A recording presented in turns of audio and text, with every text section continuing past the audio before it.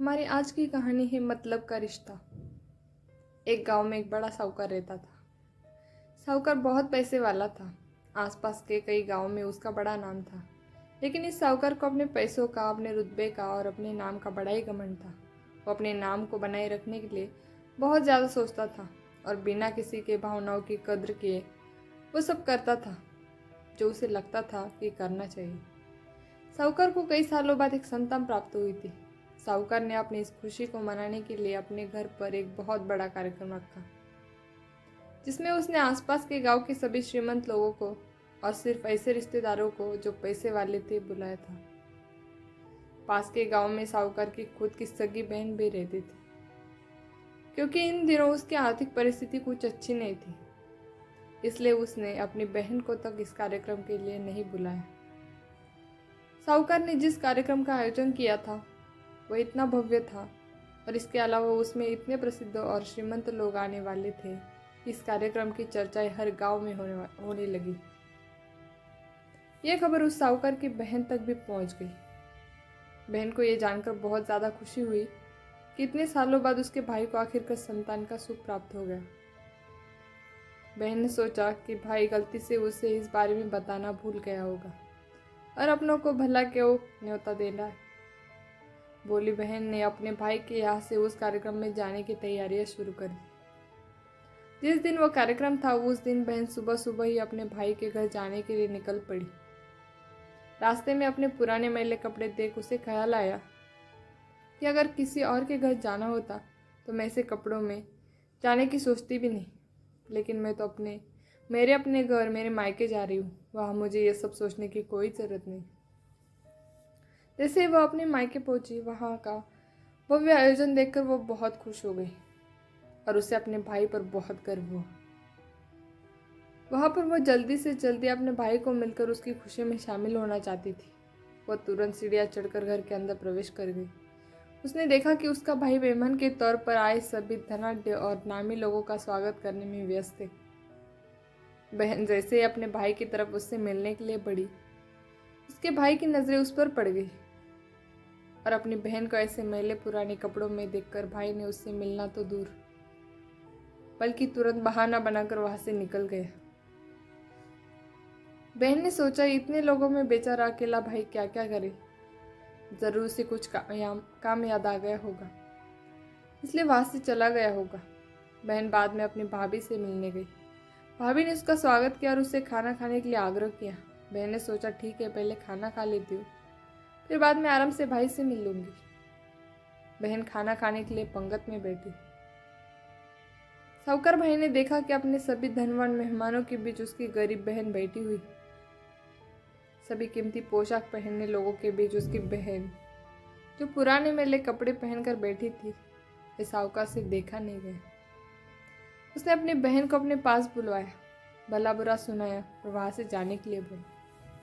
बहन ने अपने सपने में भी नहीं सोचा था कि उसके साथ कभी ऐसा व्यवहार भी हो सकता है, और वो भी उसके खुद के मायके में।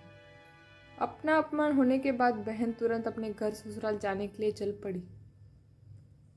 बहन इस बात को पचा ही नहीं पा रही थी कि उसके अपने भाई ने उसके साथ इतना बुरा व्यवहार किया। उसकी आंखों से आंसू नहीं थम रहे थे। रास्ते में उसे अपनी पुरानी दोस्त मिली। उस दोस्त ने उसे रोने का कारण पूछा। हालांकि बहन उसे कुछ भी नहीं बताना चाहती थी, लेकिन दोस्त के बार बार पूछने पर उसने उसके साथ वही सारी घटना उसे बता दी। उसकी दोस्त एक समझदार महिला थी और काफ़ी प्रैक्टिकल सोचने वाली थी। उसने कहा, अगर तुम मेरी बात मानो तो एक दिन तुम्हारा भाई खुद तुम्हें अपने यहाँ बुलाएगा और तुमसे माफ़ी मांगेगा। बहन ने उसे कहा कि मैं तुम्हारी हर बात मानूंगी, बताओ मुझे क्या करना होगा। दोस्त ने कहा कि तुम इस अपमान को, इस दुख को एक दिशा दे दो और कोई गृहोद्योग शुरू कर दो। उसमें इतनी मेहनत करो कि उस काम में तुमसे अच्छा कोई भी ना हो। बहन को अपने दोस्त की बात सही लगी। उसने घर पहुंचकर अपने आंसू पोंछकर उसी दिन से एक गृहोद्योग शुरू किया। उसने दिन रात मेहनत की, अपने साथ कई और गांव की महिलाओं को जोड़ा और देखते ही देखते उसका गृहोद्योग चल पड़ा। कुछ ही सालों में आसपास के 50 गांव में उसका नाम और रुतबा काफ़ी बढ़ गया और अब वो पैसों के मामले में अपने भाई से भी ज़्यादा बड़ी बन गई। भाई को भी जब ये पता चला कि उसकी बहन इतनी श्रीमंत हो गई है तो उसने सोचा कि एक बार उससे मिलकर आया जाए। वो जब अपनी बहन को उसके घर मिलने पहुंचा तो बहन ने उसका किसी राजा महाराजा की तरह स्वागत किया, उसके पसंद का खाना खिलाया। बहन का ऐसा व्यवहार देखकर भाई को अपनी पिछली गलती का एहसास हुआ, इसलिए उसने अपनी बहन को अपने घर होने वाली पूजा के लिए आमंत्रित किया। कुछ ही दिनों बाद बहन अपने भाई के यहाँ उस पूजा के लिए पहुंच गई।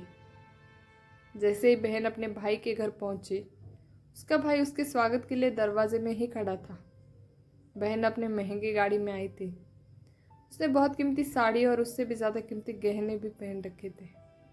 बहन का ऐसा ठाट बाट देखकर सिर्फ भाई नहीं बल्कि उसका पूरा गांव दंग रह गया। भाई दौड़कर आया और बहन की गाड़ी का दरवाजा खोलकर उसे बाहर आने के लिए कहा और बड़े प्यार से उसे पूजा का प्रसाद ग्रहण करने के लिए बुलाया।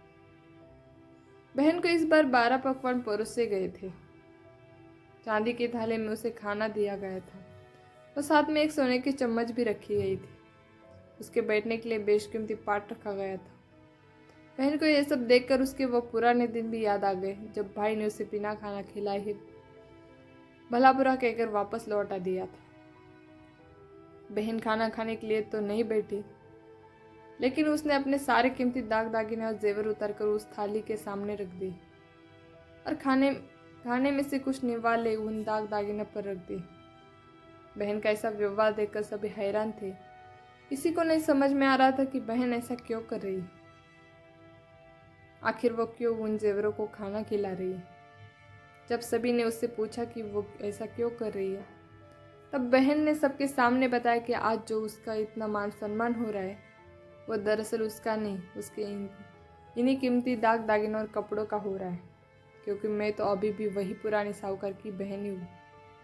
अगर कुछ बदला है तो वो मेरी परिस्थिति है, मेरे कपड़े और गहने। भाई ने अपनी गलती का एहसास होने पर इस बार अपनी बहन के पैर पकड़कर माफ़ी मांगी। बहन जो पहले भी अपने भाई से निस्वार्थ प्रेम करती थी, उसने अपने भाई को माफ़ कर दिया और उसे गले से लगा लिया।